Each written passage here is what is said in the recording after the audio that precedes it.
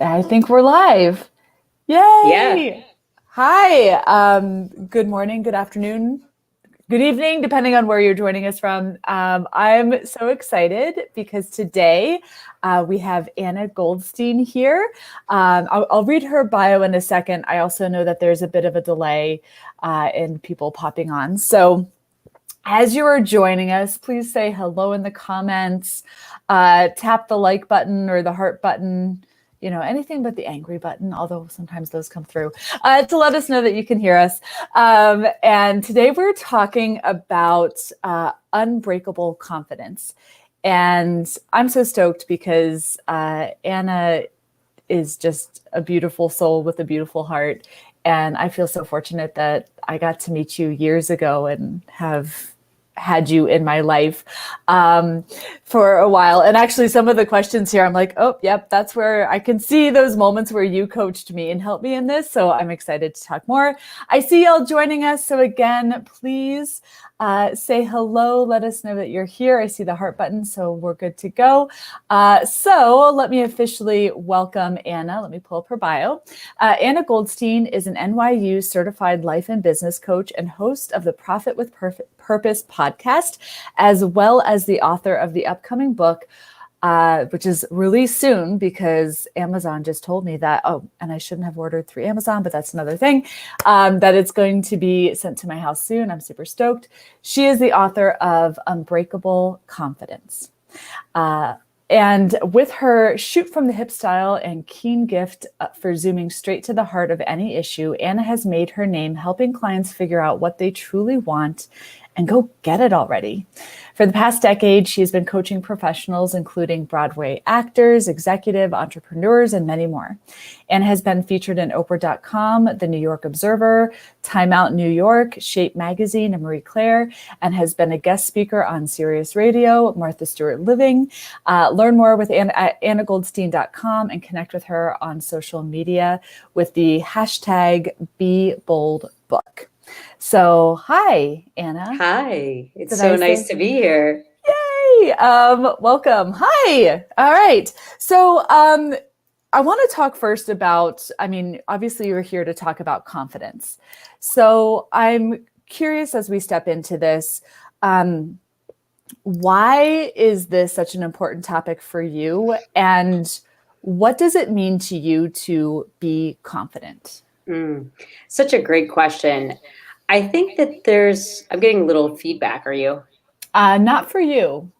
I Okay. don't I hear just want to it. make sure I'm hearing myself, but Okay. um If you so need a moment, that's like the most annoying thing on a live call. So, no, it's okay. I can okay. totally roll with it.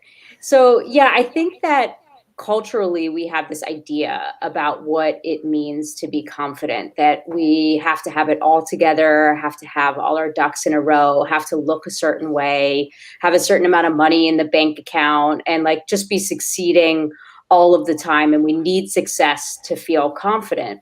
And while there's a part of that that can be true, is that success can help you feel more confident. I've found in my own life that I've actually built my confidence through getting through hard times, through getting through falling down and getting back up and realizing I'm so much stronger than I thought I was.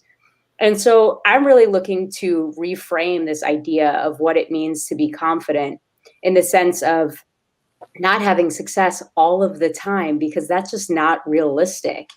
And that confident people actually are willing to take on failure. They're willing to take on risk. They're willing to step out of their comfort zone. You know, sometimes we can feel like we're confident because we're comfortable. And that's not really what confidence is. It's really about being able to be with all of yourself, your humanness, which includes weaknesses, it includes fear, it includes vulnerability. And that when you can actually step out into those, I want to say more difficult emotions, is really where you discover your true strength. And when we know that we can handle whatever arises, that's really the essence of unbreakable confidence. Hmm. I love that. And I love that what you said about being able to be with all of yourself. even those difficult things. Because you're right, I see people all the time that's like, they're waiting for this magical moment. It's interesting where you talk about, we need success to feel confident, but then there's this like trap of, but I need to feel confident to be successful. So we see people, and I see this all the time with our clients, there's this spinning that happens, and almost like this projection of, I'm supposed to be this is where I am, I'm not confident, I'm not successful, and it just keeps going round in circles. Would you agree, or how would you? Yeah, and I think that that's what stops people from really taking action a lot of the time. And I think, you and I talk a lot, so you know this just as well as I do, Laura, that it's that confidence is the effect, right? From being like, okay, I'm going to take the action. And then because I took the action, whether you succeed in the action or you don't, typically I find that I still feel better that I was able to take the action. And there's this little boost of confidence that comes from, you know what, I did it. And so it's not waiting, because we can be waiting all our lives to feel confident, but it's really hard to feel confident in something if you haven't done it. It's, there's no logic there really. So you have to do it to feel confident. And it comes through that repetition. Yeah. I had a friend that once said, confidence is not the requirement, it's the result. Yeah. That's a great way to put it. It's what I hear you saying right here. So when was there a time in your life that you kind of broke this cycle? Because in your book, you share about how, you were in a space, in New York, going job after job. When was the moment when you shifted this cycle for yourself? Yeah, I think it was actually when my confidence plummeted that I knew that I had to change, essentially, because I kept going after these jobs thinking that when I get this, that then I will feel better. And I kept kind of having this feeling of like, okay, now I got that job, but I still don't feel great. Or, I also was trying to figure out I should say this. I was trying to do what I thought I should do. And I wasn't really listening to what I truly wanted. And because a part of me didn't believe that I could have it. A part of me didn't know how. And I hear that a lot of time from my clients, is like the how gets in the way. But I truly believe that we know. And there was also a part of me when my confidence plummeted, I also knew, and that's another part of the unbreakable confidence, I knew that there was more for me, but it was like, I just don't know how, right? And so I started reading books on personal development. One of the first books I read, I was laying in my bed late at night, couldn't sleep, thoughts racing, worried, self-doubt, trying to figure out my future. Will I ever figure it out type thing. And I opened up this book. It's called The Seat of the Soul by Gary Zukov. And he talks a lot about this fear-based personality. And he talks about it, he kind of separates the distinction between the personality and the soul. And it was one of those moments where the words on the page just made so much sense to me. Like I had tried to read this book before and it didn't make sense. And this one night in the middle of the night, it was like, oh my gosh, like I'm caught in this fear cycle. And it was through that awareness of being able to learn and to be able to recognize fear and the parts of me that were afraid. Because like I said, I think I knew what I wanted. Like I knew I wanted to have a life on my terms. I knew I wanted to be an entrepreneur. I knew some things deep down inside. But because I hadn't done it before, I didn't know how. So it was starting to recognize that I'm really just afraid, and learning to work with fear. A lot of the time we want to shy away from fear or push it away or think that it's wrong. And it was learning to recognize the voice of fear in my head and to not become not, like you can hear the voice and then, when you're unconscious, you're just reacting to it. But when you begin to be conscious of it, you can say, okay, I see the fear, I hear the fear, but I'm going to take action anyways. And it was through those small little shifts, like, for example, I just was playing around in my apartment and like threw up a website on my own. Like I just started to figure things out because I was more willing. And that's really the first step, is to be aware first, and then to be willing to take a step. You have to have the willingness.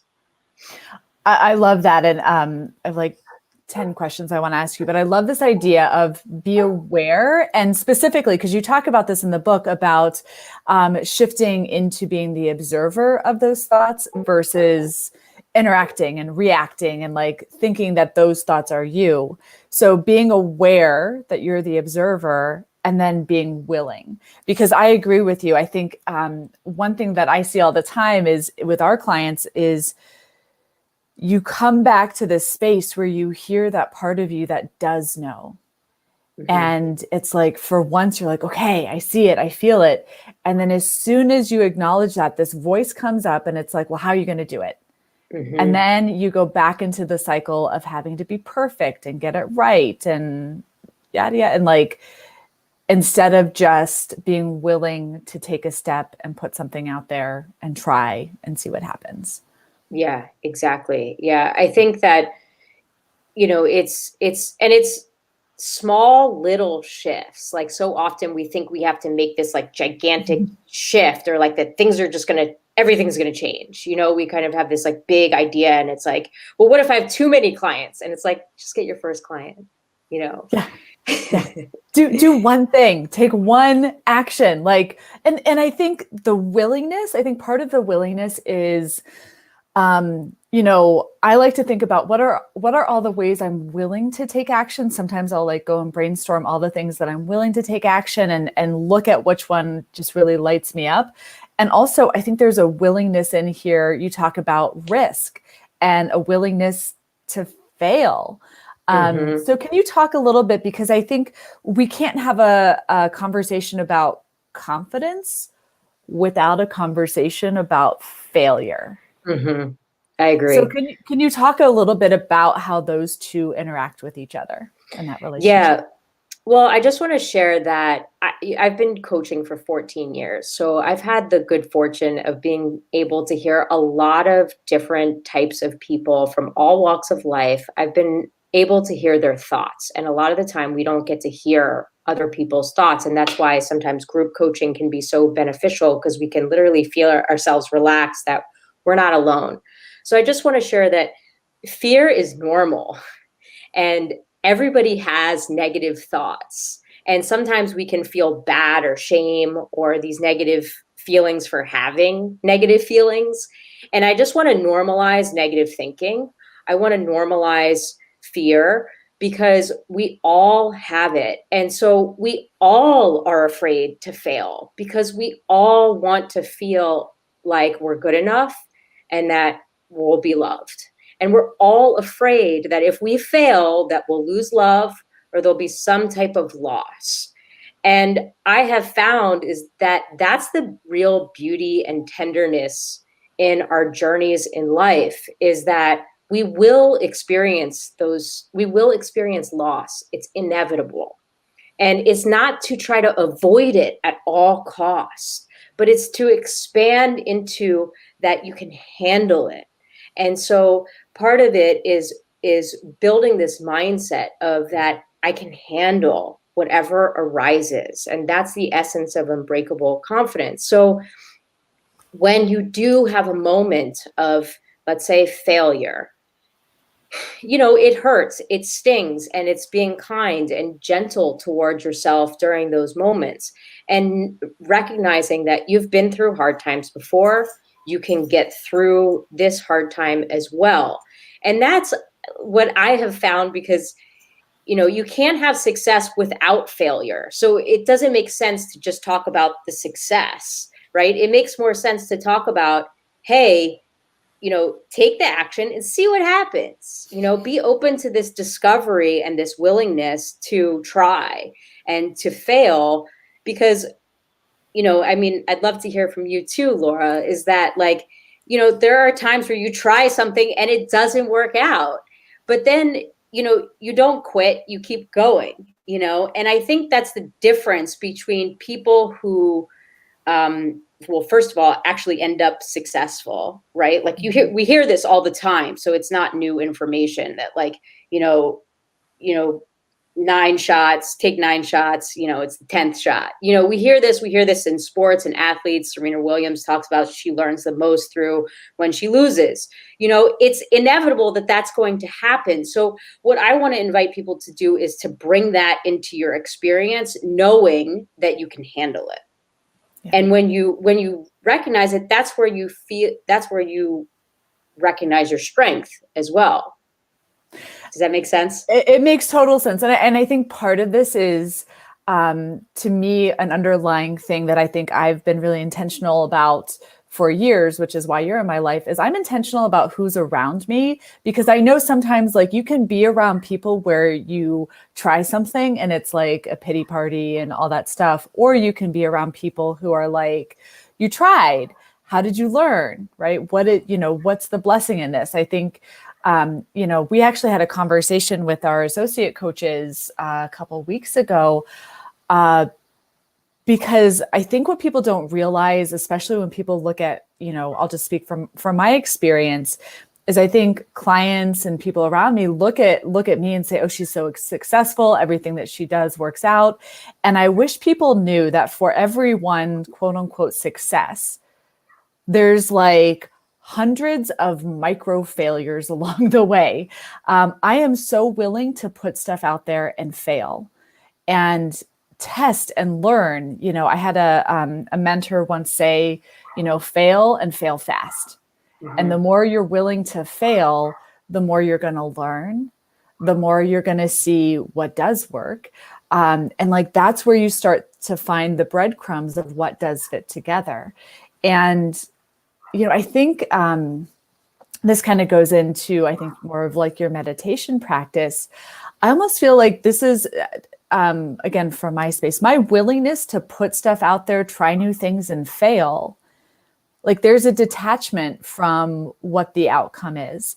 But I also have a bit of a detachment now. I think I've learned enough. Now you've seen me earlier on in my journey where I think I was really attached to a specific outcome. Mm-hmm. But even now in my quote unquote success, like there's a detachment from what the end looks like. It's more of, let me try these things, put them out there and see how my intuition is asking me to grow, see how, like, to me, this is very much aligned with living my purpose. It's more a journey of tuning inward, knowing what I'm being called to step into, taking this step and learning whether or not it's called a success or a failure. Because I agree, I think what I would have labeled years ago as failure have been the greatest opportunities I've ever been given. And I am so grateful for when the things have fallen apart, when the things didn't go as planned, because those are actually the places that led me to what I think people see as success now. I hope that makes sense. Yeah, exactly. And, I mean, if you talk to most people, right, like, and who are quote unquote successful, they'll say a very similar thing. Like they learn the most from the times where they quote unquote failed. We're so conditioned from a very young age, like don't fail in school type thing, right? Like that type of mentality creates a lot of fear, and that we don't really expand into like, it's okay to fail. Mm-hmm. But your world just expands so much. Like when you are able to recover from those moments that don't work out, and they're going to happen all the time throughout your entire life. So it's not a negative view.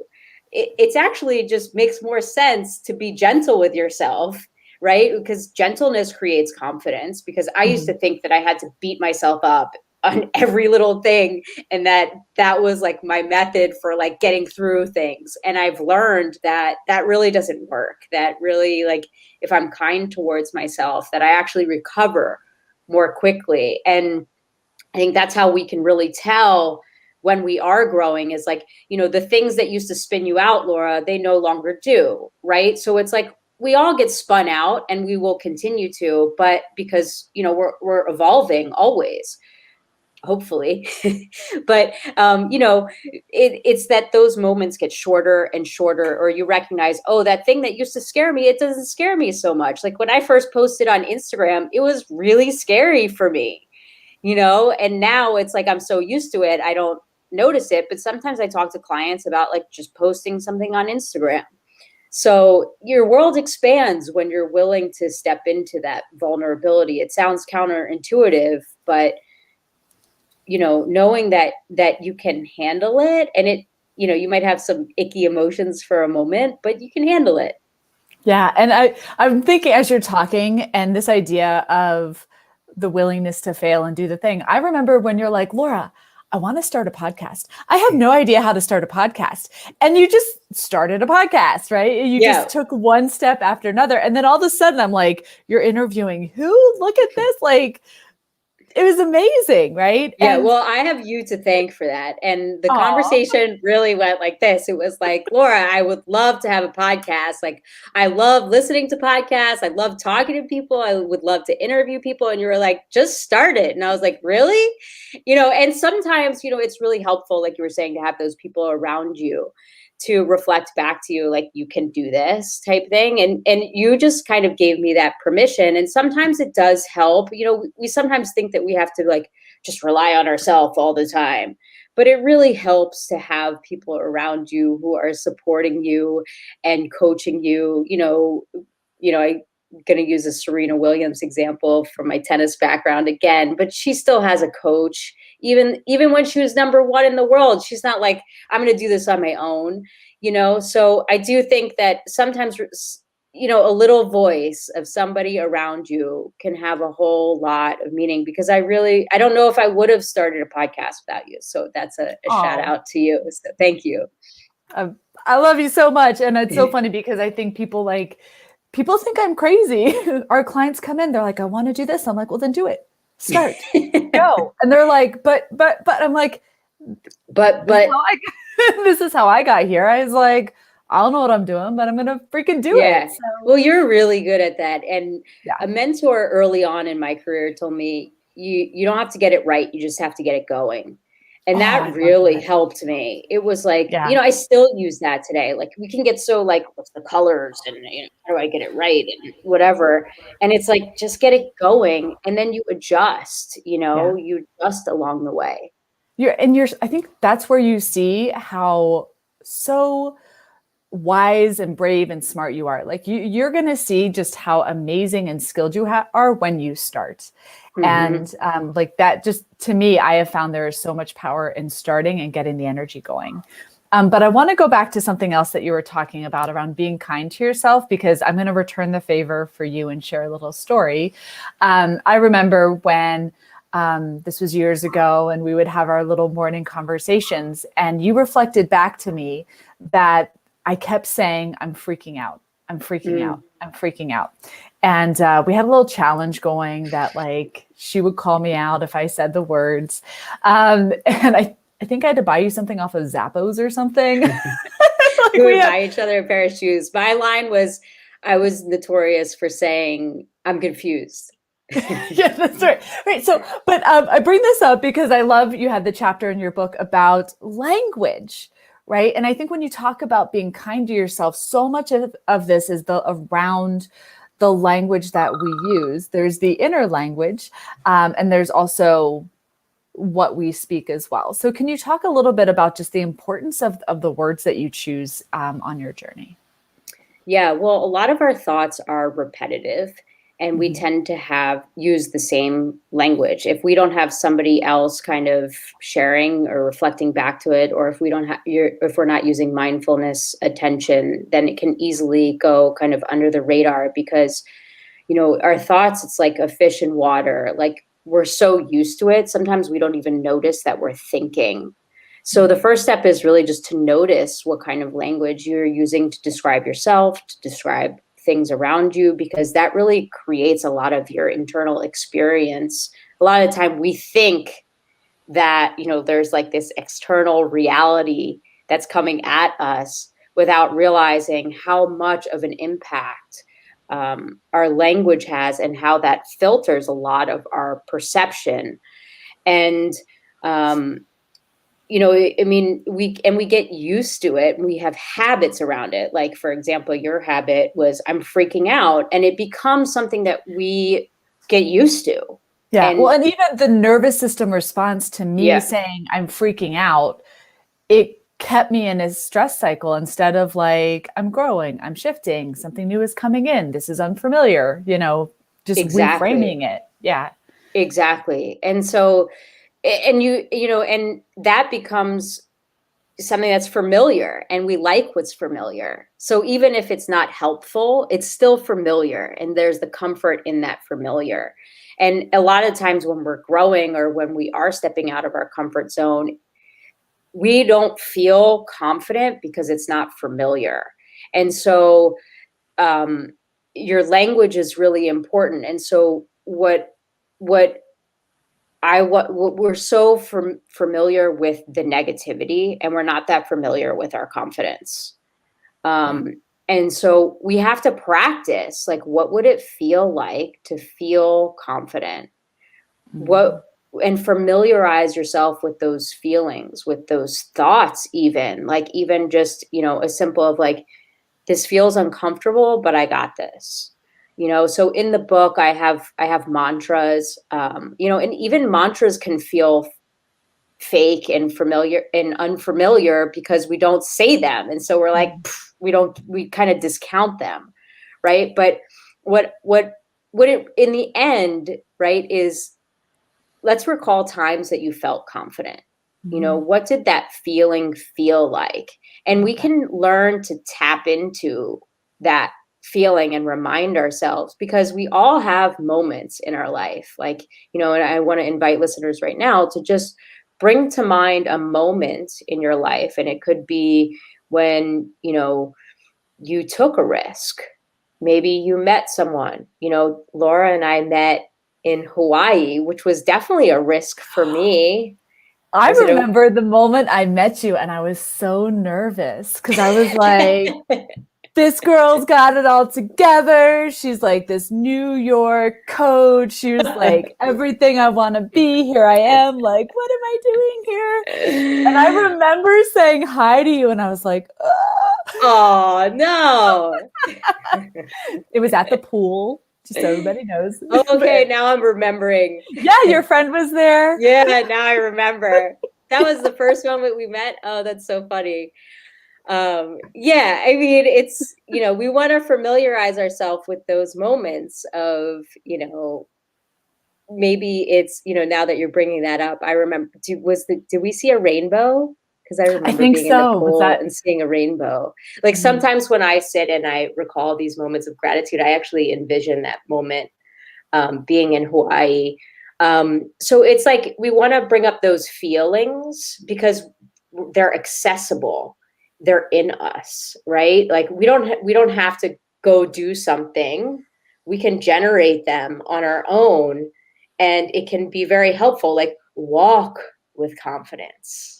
Like I remember this time in New York, I was going through a hard time and I was walking down the street and I could literally feel like the weakness in my legs.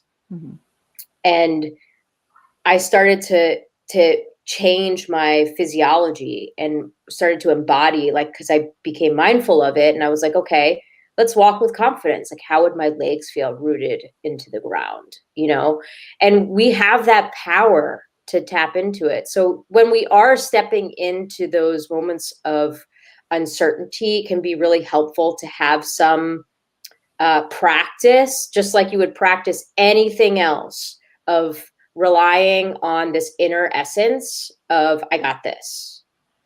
So that brings up a question to me, and I have thoughts on this as you share this. How do you feel about the phrase, fake it till you make it? I think that I think that different things are going to work for different people, first of all. So I feel like sometimes kind of this fake it till you make it can be helpful. I'm not a big fan of the word, speaking of language, fake. But I do think there's something to be said about like try on that feeling, you Yeah. know? Yeah. Well, and I think as you're talking, it was like, to me, what you described is like you can source those moments. What is so interesting about the body mind connection is you can source those moments where you're like, oh, maybe in this situation, I felt confident, and I can source that energy. I can bring it into my body. So it's not fake. It's very real. You can feel rooted in the ground. You can feel open and expansive. And what happens is the way that body mind connection exists within you is that embodying that energy actually sends a message to your brain that says, oh, now I'm confident. Now I can take the next thing. It starts thinking from the space that you're coming. So I agree with you. I think the word fake doesn't feel applicable because It's real. it's very real for your body when you are in that space and embodying that energy. It is true. It's not fake. It's real. Yeah, I agree. And I think that, you know, actually what we experience most of the time, I would call fake. And the reason why I say that is because all that negativity that you think is you, that you think like is your limited, you know, self, that is fake. We're really confused with what is fake. Okay, mic And drop. Fuck yes. yeah, Yes. it's true. Like I've recognized that in my own life of like this story that I thought was so, because you know, when you get to the other side of something, you're like, that was not what I thought. But you think your thoughts are so real, but your thoughts are not real. And so, you know, imagination, Albert Einstein quote, imagination is more powerful than knowledge. Like you don't need to have all the knowledge to do something, but you need to be able to imagine something greater, because everything in this world that exists, I'm going to acknowledge the Peloton behind me, that didn't exist before somebody created it. It had to first exist in the imagination. So is that fake? No. Does that make sense? It's so true. I freaking love this. And just as you were talking, you said a phrase that I realize I say all the time to myself. When I not perfect, when I notice that I'm caught up in those negative thoughts, which you're so freaking right. Like that is what is fake. When I find myself caught up in that, I love to say the story that I'm telling myself is this. And what is true, I have two beliefs that I swear to God are why I'm here today. I'm smart enough to figure this out, and I'm never stuck. Yeah, those beliefs really support you. That's You shared it. them with Like, me. this is the story I'm telling myself. This is what is true. And you're right, like getting into the energy of what does that confidence feel like? What do I, how do I want to feel? How can I bring that in? And then from there, what's one step? What's one step? What's one step? Like that, like literally, if you want to know how, for me, that's my how. It's not Yeah. have the whole thing figured out. It's I'm smart enough. I'm never stuck. This is, embodying how I want to feel and doing one next thing. Yeah, I think that we like to think that there's this plan, but, and like, like, Laura, have you ever had a business plan? I initially when I started my massage practice in 2008, I was like, I have to have a business plan. So I like bought a book, I started writing it, never fucking finished it. I think one of my famous favorite entrepreneurs is Sarah Blakely. She didn't have a business plan and she's a billionaire. So, I think having a plan would be really nice, but I think it's really like your belief, right, is about figuring it out, right? Mhm. And I think that's really what it's about, is being willing to figure it out. You don't know, but you're going to figure it out. Yeah. And that's I would say that is definitely what confidence is being willing to figure it out. Ooh, I love that. Yeah. And I have visions, goals, and I play with that, and then I start to take action, and I'm willing to navigate and see where the things go. Yeah. So, and which I know you, so if that, I think we're getting into the visualization piece of this, and just, again, going back to the imagination. So what is it, I'm curious, what are some of the things that you visualize, or how do you have a visualization practice? What does that look like for you practically? Yeah, well, I think that it looks a couple of different ways. I'm not always consistent in the way that I practice. I have a couple of different ways that I practice. For example, sometimes it's actually sitting down, and I like to actually listen to a guided visualization to help me create. So sometimes I do that.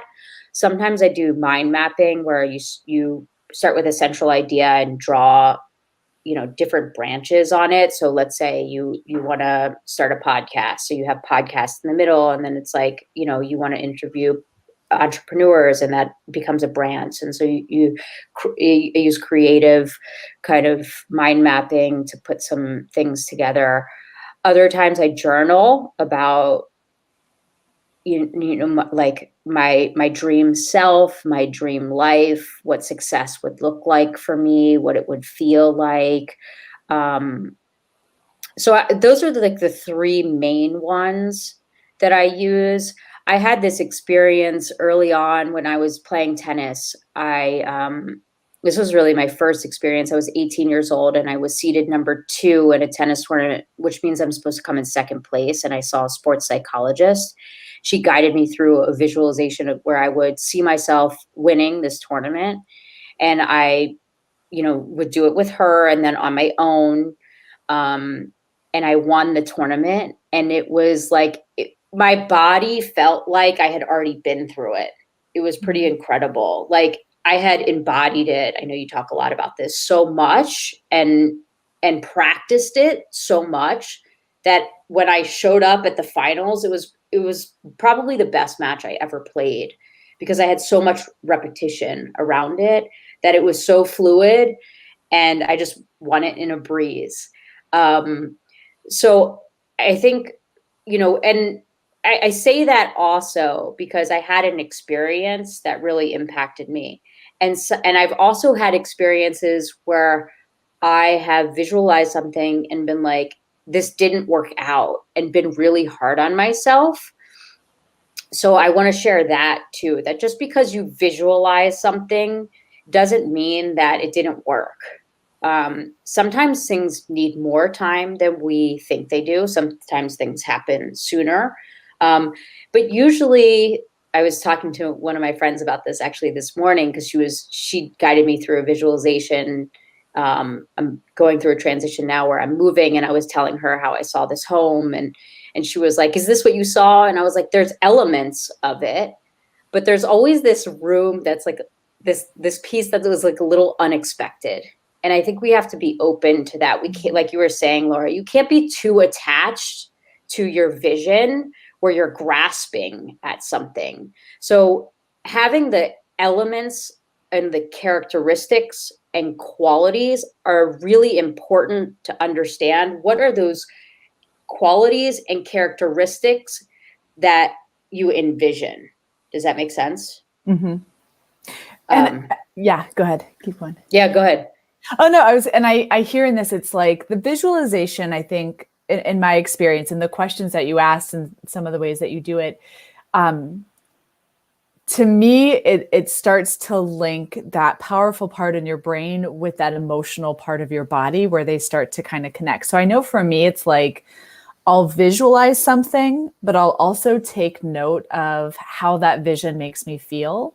Mm-hmm. And so sometimes the vision shows up the way that I pictured it, but sometimes the feeling shows up and it doesn't look like what I pictured it. Yeah. But I still know it's kind of guiding me towards it. Yeah, and the opposite has happened too. Like, sometimes people will say, like, they'll say, I got my dream job and I hate it. Where like they had this vision, but then the feeling doesn't match.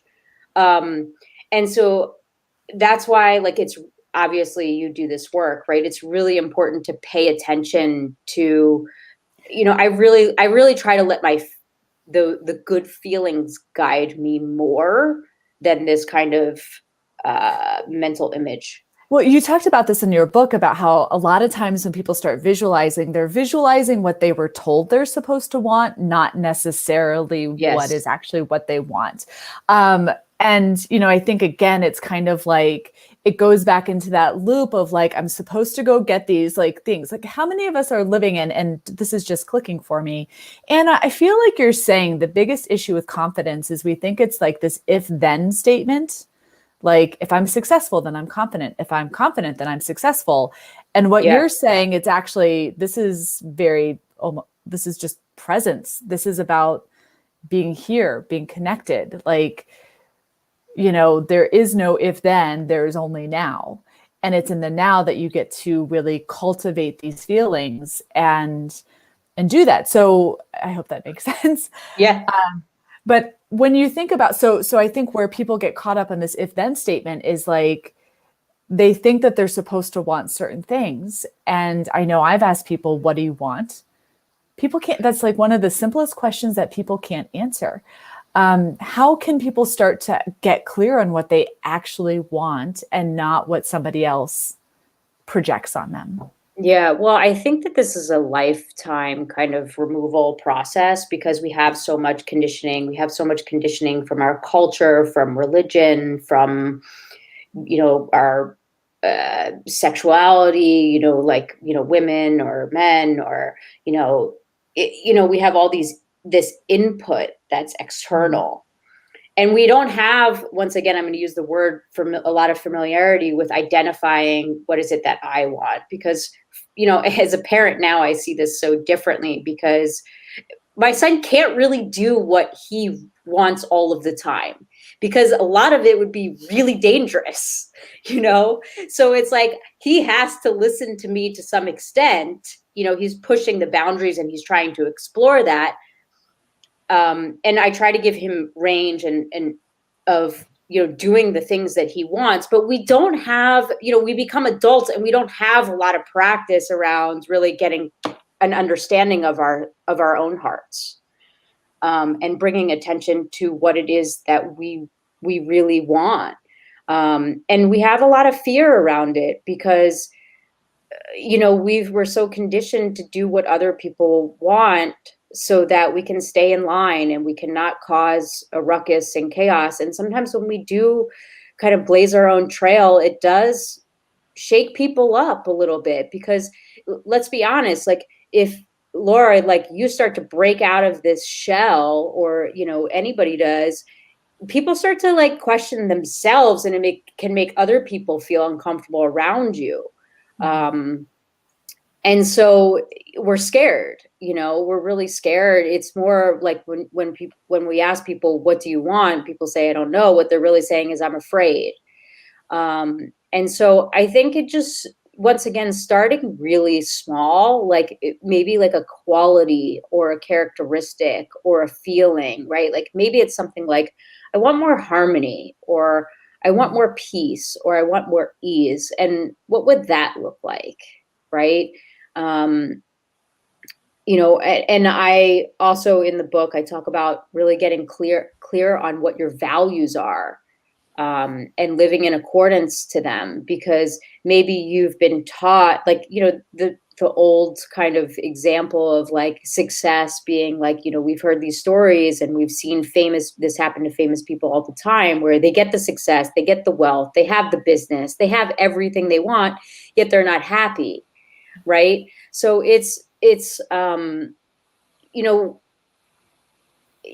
like we gotta be honest with ourselves, and it's hard because it is uncomfortable, so I would say, get clear on what your values are, and then how can you apply those values, like a value that was really important to me, which I'm guessing are for your clients as well, is like this freedom and flexibility, right? Like I didn't want to work for somebody else, partially because I didn't want somebody to tell me what to do with my time all of the time. I didn't want to live my life that way. So, looking at my life through the lens of freedom and flexibility as a high value of mine, right? Like what do I want to create from there? Like, what would that look like? Does that answer your question?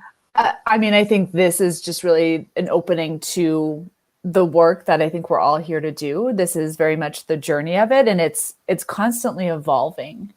And I love coming back into the feeling, coming back into, I think your values are really this expression of like these core desired feelings in you, and how they, how they can start to frame up your life. And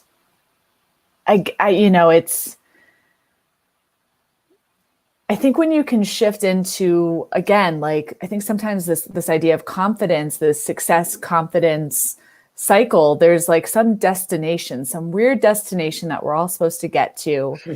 And that's not it at all. Even, as you were talking, I realized, who I am today, like, and, stepping into my values. It's almost like I felt, you talked about the lobster in your book.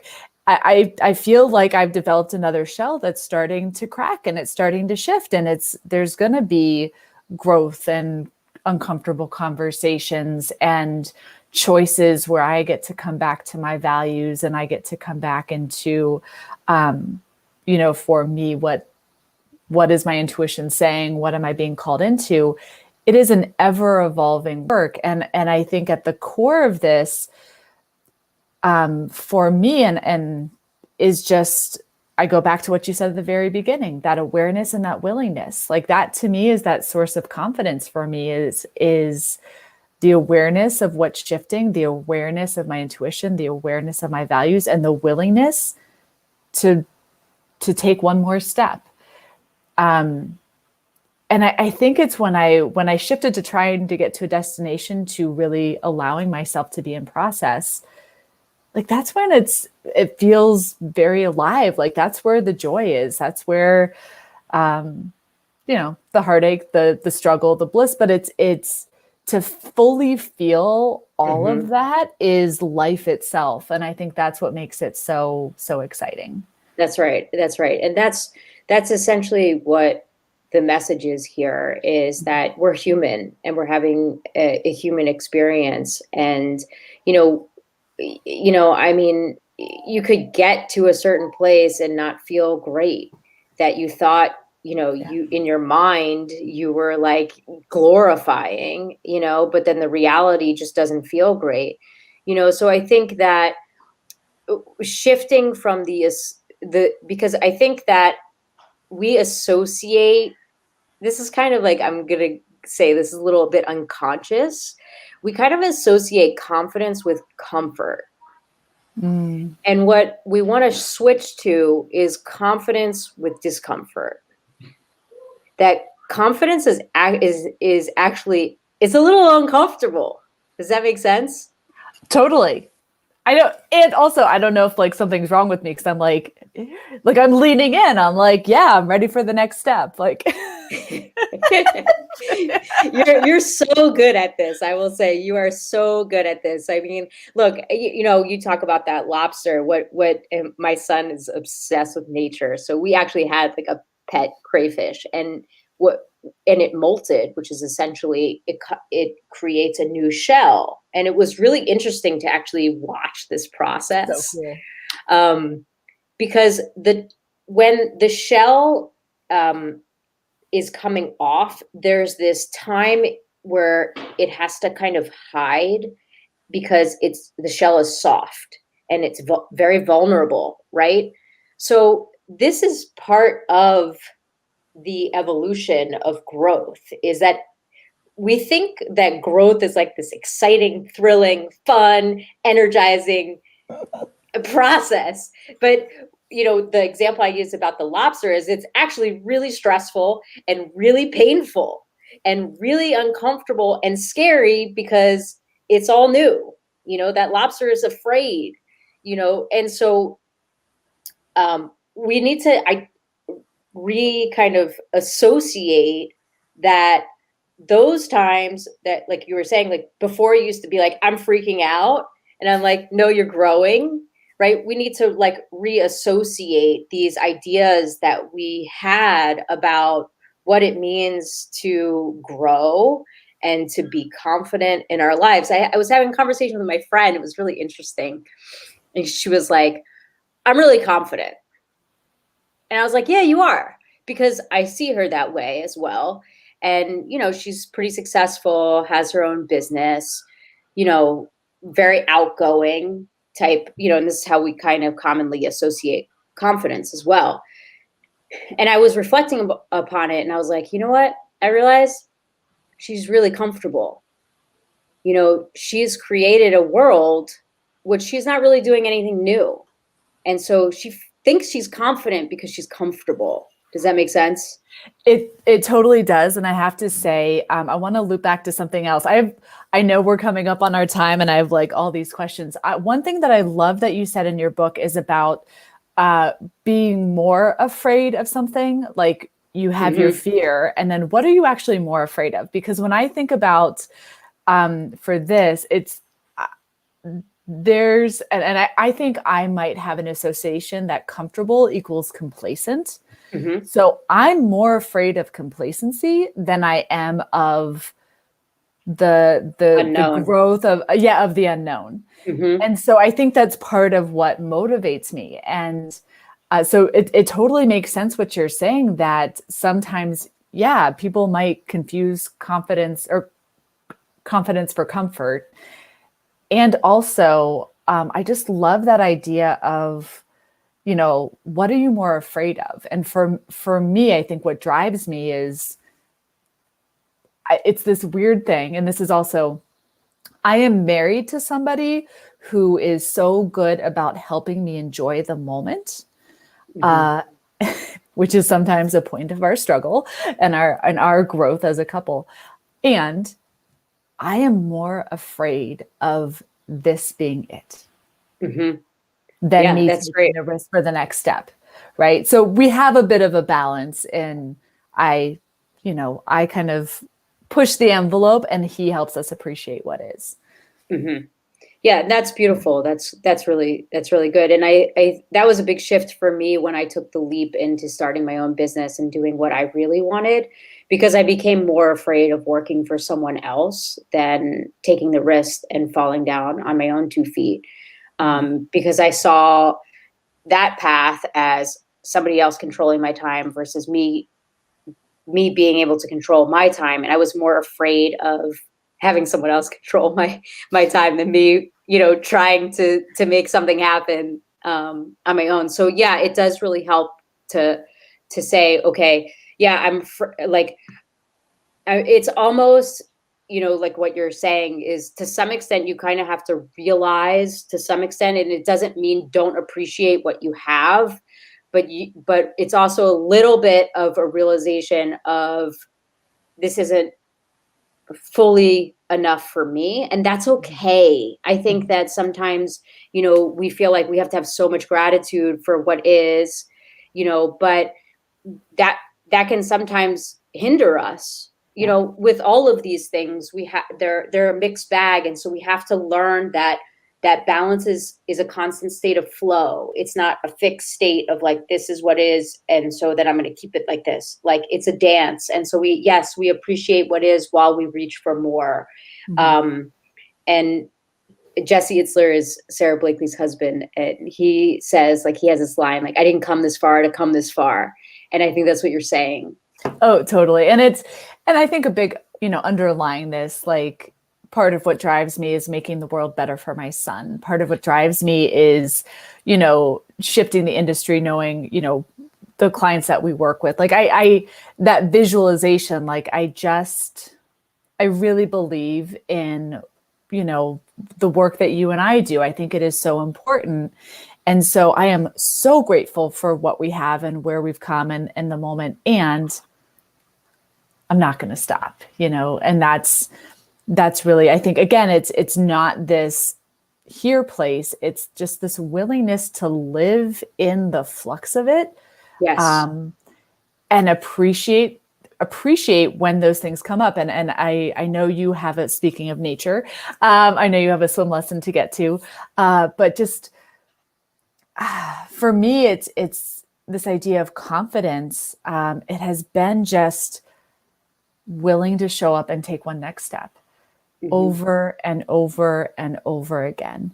And I think I want to make sure that people go and get your book. And I think that you have some really exciting opportunities for people as well. So I want to make sure that you can share that. And also, please let people know where they can follow you, where they can connect with you, all of that good stuff.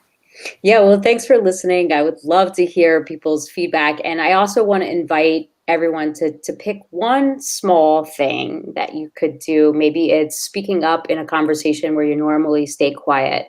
Maybe it's posting something vulnerable on Instagram, but taking one small step in where you're feeling the fear and you're going to take action anyways, because that's really where, it might feel a little bit vulnerable, but that's where you expand more into confidence. So I want to invite you to do that. And you can let me know about that if you use the hashtag BeBoldBook. So to get the book, you can go to beboldbook.club. It's beboldbook.club. We are still on pre-orders. You won't get the book until June. But because of that, I have, just for pre-orders only, I have a free Unbreakable confidence course that comes with the pre-orders of the book. So that comes with 5 modules, 2 bonus. It includes a visualization and worksheets. So you can get started now on really moving through the process. But yeah, I'd love to interact with you. You can find me at annagoldstein.com, and I'm at Self in the City on Instagram. We're going to post this everywhere. And so we'll include all these hashtags. And Anna, I just want to say thank you so much for your heart, for your work, for your presence, for your time, just for being you. I'm so grateful for you in my life. And thank you for being here. Oh, well, thank you, Laura. It's an honor and pleasure, and I'm so grateful to have you in my life as well. Yeah, I think we're going to have to do this again. Yes. All right, everybody, go get the book, go get that free course. Anna is boss, one of the best coaches I've ever met in my life. So thank you for being here today. Thank you.